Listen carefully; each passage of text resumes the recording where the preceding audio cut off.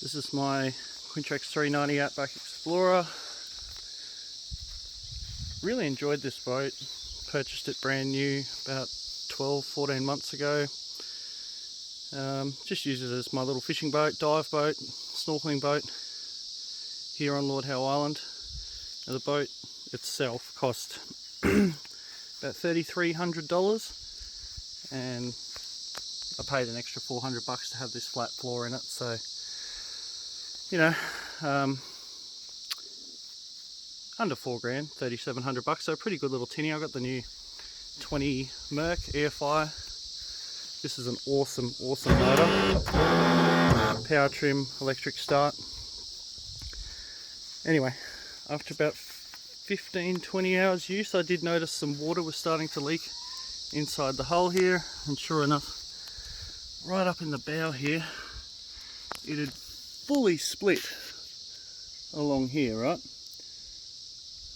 Like massive split. This was just, you could just push it in. So rang the dealer. We had a few back and forth emails. They were really helpful, by the way, nothing against the dealer. Anyway, they negotiated with Quintrex, and Quintrex did approve a warranty claim on it. And the only problem was, because I live on Lord Howe Island, I had to have it shipped back to Port Macquarie. I was really lucky they did me a decent freight rate to get it back, so it didn't cost me too much. So it went to a welder in Port Macquarie. This is their work, I suppose you'd say. It's a bit rough, but it wasn't leaking. I got it back, it was good. Now it cost me another $1,450 freight to get it from Port Macquarie. So the first time when I purchased it, it was $1,450 freight, and the second time it was $1,450 freight. So, you know, you're looking at almost buying another boat just in freight. So there wasn't much I could do. I had to get it sent back, so it cost me another close to $1,500 just to get it back fixed.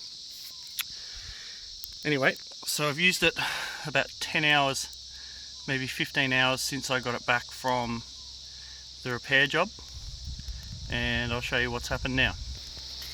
Turn the water on.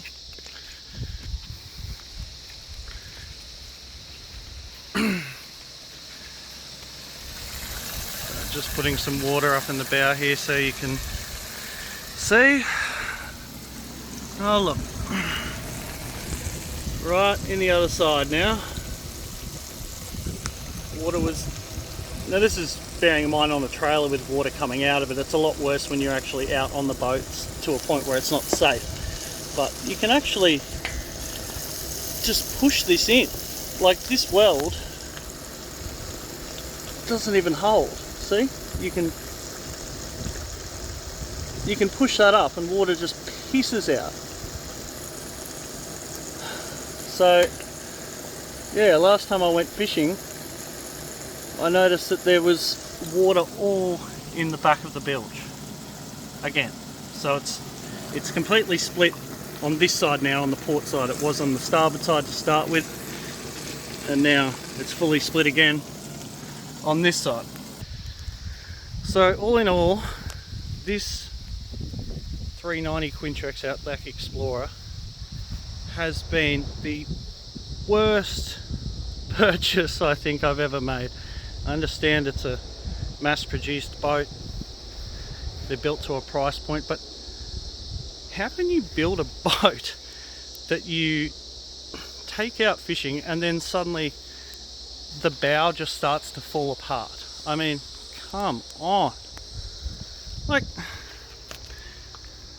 it's just not even safe. It's just ridiculous. Anyway, I don't know what to do. There's no way I'm going to send this back again to get fixed and pay another $1,450 freight to have it back here.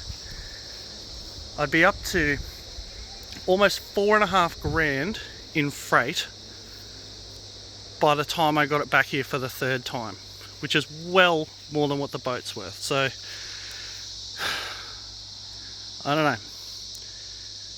I reckon stick some Sikaflex on it and maybe use it as a absolute dead flat water boat and buy a new boat.